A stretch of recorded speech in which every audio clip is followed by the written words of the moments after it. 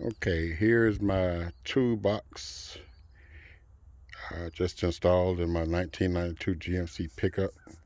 It's pretty easy.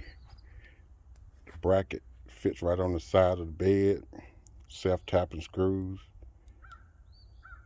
You can lock it. It swings out. You can see there. And it closes in place. And that's how it looks. Got off of Amazon. So it's pretty deep. It has keys where you can lock it. And it has a little lock here where it can't be taken out. Show you the inside. Here's this latch here. You pull that, swing here.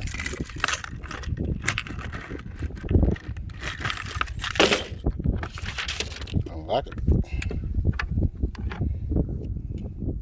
Tray. So.